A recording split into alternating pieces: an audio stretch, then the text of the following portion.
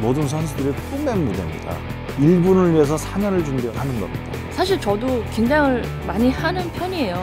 가장 큰 무대잖아요. 큰 욕심은 많지는 않았어요. 근데 올라갈 수 있는 만큼 올라가는 게 좋겠다라고. 일단 선수들은 한 경기 한 경기마다 그냥 이기는 것만 생각하기 때문에 지금 이것만 이기자라는 생각이 좀 더 컸던 것 같아요.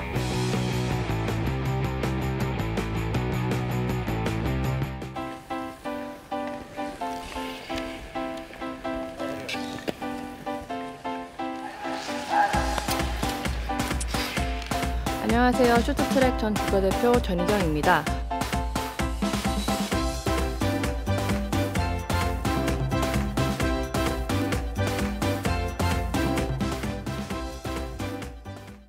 출국하기 2주 전에 제가 발목 부상을 되게 심하게 당해서 스케이트를 못 신을 정도로 부어 있어서 상당히 걱정을 많이 했었습니다. 운이 되게 좋게도 이제 그 중국팀 팀 닥터의 도움으로 침을 맞고 붓기가 가라앉아서 제가 훈련을 빠르게 시작할 수도 있었는데요. 상대 팀이잖아요. 우리 경쟁 국가인데도 불구하고 그때 선수를 도와준 팀 닥터 되게 감사하게 생각을 하고요. 또 완전히 회복된 상태는 아니었지만 개주 경기를 참가를 했고요.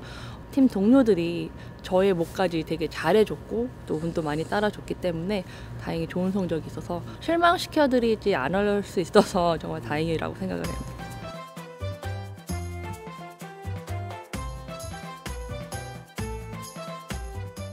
사실 저도 긴장을 많이 하는 편이에요.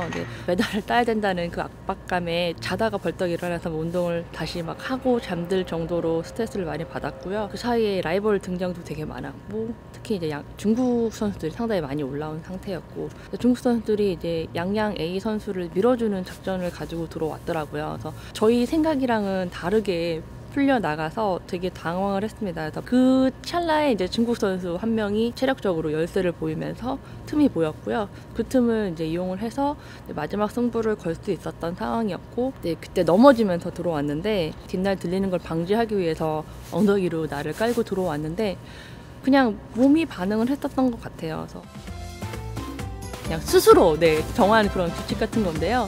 그러니까 아예 운동을 안 하면 마음이 편해서 긴장을 안 하거나 정말 운동을 많이 하거나 둘 중에 하나라고 항상 생각을 했거든요. 그래서 연습을 많이 하면 할수록 몸이랑 또 자기 머리가 기억을 하고 있기 때문에 거의 연습으로 커버를 많이 했던 것 같아요.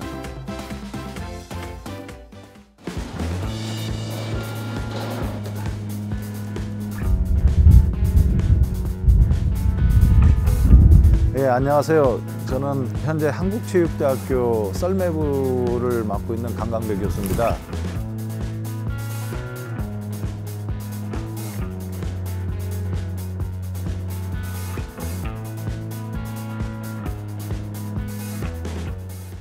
스키를 하다가 부상으로 더 이상 스키를 할 수가 없게 됐었습니다. 누지 국가대표 선수를 뽑는다라는 그 이제 공고를 보고 부산 가서 백과사전을 찾아보니 누워 타는 종목 동계 스포츠고 그런 설명을 보고 다른 것보다는 국가대표가 되는 게 가장 큰 꿈이었고 또 올림픽 출전하는 것이 꿈이어서 최선을 다해와서 올림픽에 한번 나가자라는 그런 각오로 좀 가능성 있는 종목으로 비춰줬으면 좋겠다라고 최선을 다했는데 벽에 부딪히고 또 기록도 안 좋고 뭐 그랬는데 그렇게 해서 이제 올림픽을 마감을 했죠. 정말 꿈만 같았습니다. 국가대표가 되고 올림픽에 나갈 수 있다라는 것은 정말 로망이었으니까요. 썰매를 후회 없이 타고 싶어서 이제 오스트리아 인스프로 유학을 갔어요. 무릎을 또 다쳤어요. 수술 때 이제 올랐는데 다시 유학을 포기하고 들어와야 될 상황이었고 뭐 여러 가지로 복잡했었는데 스켈레톤을 한번 해보지 않겠냐라는 제안을 주셨었어요. 근데 한번 타니까 너무 재미있어서 한번 도전해보고 싶다. 또 그 스켈레톤이 이제 54년 만에 다시 올림픽 정식 종목으로 부활을 한 겁니다.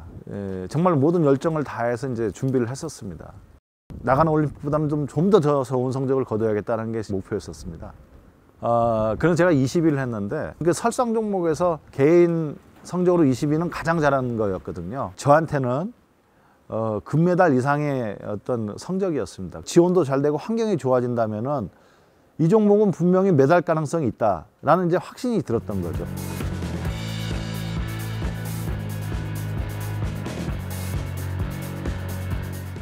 국내에는 이제 봅슬레이 선수가 또 없었었죠. 또 시설도 없었고 국제연맹 규정에 이제 파일럿은 자국 선수가 분명히 해야 되지만 푸시면 브레이크면은 다른 국적을 가진 선수들이 참여해도 문제가 없었습니다. 우크라이나 친구 2명을 영입을 했습니다. 우리나라 선수로. 그렇게 해서 이제 올림픽 출전권을 또 땄습니다. 땄는데 올림픽에 나갈 썰매가 없었습니다. 봅슬레이가. 사비를 포함해서 그 봅슬레이를 사가지고 또 우리나라 선수들로 이제 팀을 구성을 했죠. 밴쿠버 올림픽에는 우리가 아시아에서 1등 한번 하자. 22안에 들어서 4차 시기까지 가자 했는데 경기력 측면에서는 우리가 그 목표 세운 걸 다 이뤘습니다. 일본도 이기고 본선까지도 진출을 했었던 겁니다. 후배들, 봅슬레이 후배들, 또 스켈레톤 후배들은 메달 딸 수 있는 어떤 환경 속에서 운동을 했으면 좋겠다라는 마음으로 또 썰매 종목을 또 발전을 시켰었습니다. 도전하는 모습, 이런 것들이 올림픽 정신이지 않나 봅니다.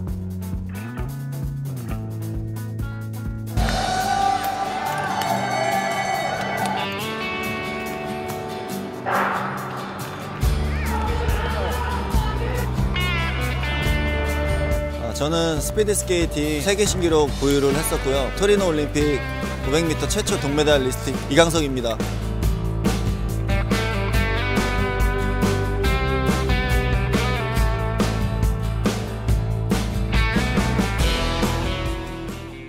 이제 구두가 시합 2시간 전에 부서졌거든요. 올림픽인데 이렇게 험하게 끝나나? 좀 이런 조금 안 좋은 생각도 많이 했는데 어떻게든 스케이트를 묶을 수만 있으면 올림픽을 좋은 경기력으로 타겠다. 구두를 어설프게 고쳐왔고 끈을 어설프게 묶었지만 그래도 이제 끈을 묶을 수 있다는 그런 만족감 하나로 최선을 다할 수 있었던 것 같아요. 그래도 다행히 조금 집중력 있게 계속 끝까지 좀 버텨줘서 3등은 할 수 있었던 것 같아요.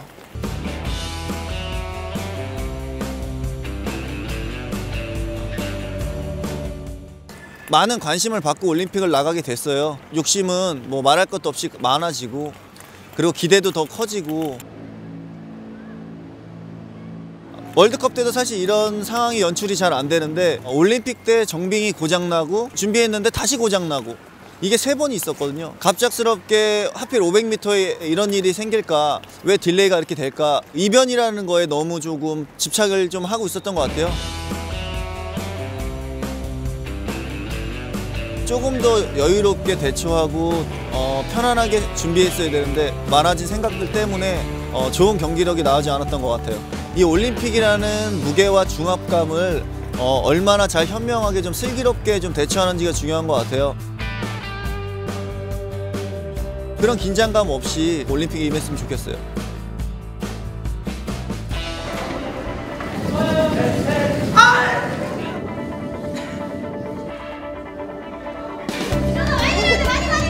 안녕하세요. 소치 올림픽에서 컬링 최초로 출전하게 된 이슬비 선수이고요.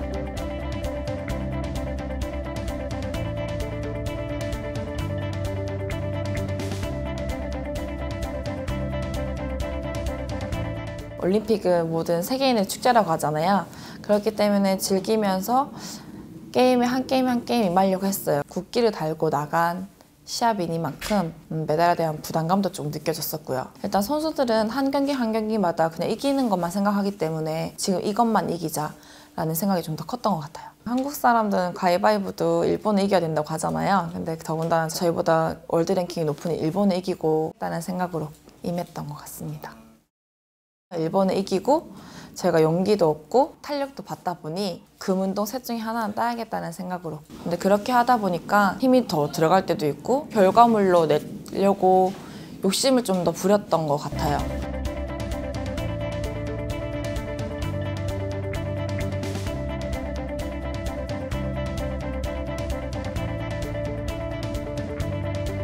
예전에는 컬링이라고 하면 잘 모르셨어요. 어떻게 하는 거야? 아니면 흔히들 말하는 빗자루질이라고 했을 텐데 국민들이 컬링에 대해서 스포츠를 많이 알아봐 주시고 저희가 거기 나가서 성적을 내지는 못했지만 그래도 컬링에 대해서 많이 알린 것 같아서 뿌듯합니다.